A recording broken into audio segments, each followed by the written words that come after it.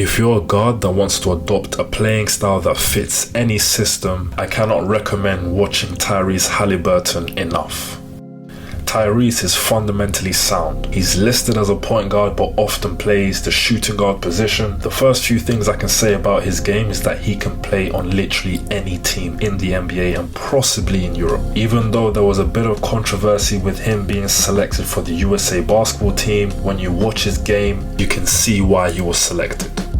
Tyrese is from Oshkosh, Wisconsin. He attended Oshkosh North High School. Notable stats during his high school career was during his sophomore year where he averaged 18, 6 and 5, and in his senior year he averaged a whopping 22.9 points, 6.2 assists, 5.1 rebounds, 3.5 steals and 1.7 blocks.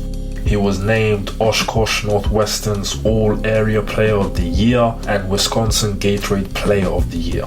At the time, he was considered a 3-star recruit and ended up at Iowa State in 2017. In his freshman year, he didn't make too much noise. He averaged 6.8 points, 3.6 assists, and 1.5 steals. However, him and Zion Williamson were the only two freshmen to accumulate 50 steals and 30 blocks. In his sophomore year, he averaged 15.2 points, 5.9 rebounds, and 6.5 assists with 2.5 steals per game. It was after his sophomore year where he declared for the draft. With the 12th pick in the 2020 NBA Draft, the Sacramento Kings select Tyrese Haliburton from Iowa State University. Tyrese was drafted to the Sacramento Kings in 2020, and after a 2-year stint, he was traded to the Indiana Pacers, which came as a shock. Upon watching his film, what makes him successful is his unorthodox playing style. He has one of the slimmer builds in the NBA, but he's unassumingly quick on his feet. Couple that with how awkward he is on the ball, he's quite hard to defend. He can get by the defense using awkwardly timed dribbles. He's also good at deciding believable points to make fakes. In this play right here, he could have offloaded the pass, and even though it would have made sense, he looks to search for the closest, easiest option, which was the layup. His slim frame allows nimble movement and allows him to slip through gaps every now and then. He's also very deceptive. I spoke about fakes, but that's not the only way in which he deceives the defense. Unlike rigid guards, he's able to make plays without facing the hoop.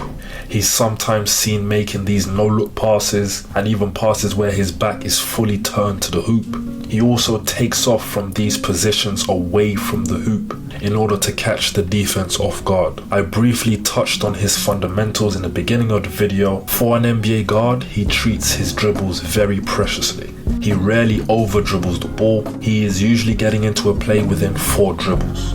There are moments where he's dribbled the ball more than 4 times, but there is a clear intent. It contributes to the reason why his turnovers this season is so low. He's only averaging less than 2 turnovers a game. If you watch Tyrese play, he's not ball dominant. For some guards, they need the ball in their hands for the majority of the offense to be successful. Tyrese can get to his scores off ball, and for the majority of the times he catches the ball, he's not actually looking to score. His team can run several possessions where he may not even touch the basketball.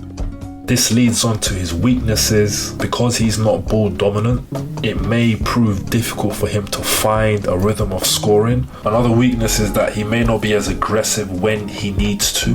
This is something that he's progressively gotten better at, but when his shot is not falling, he may not be as optimistic to look to drive or make an aggressive play.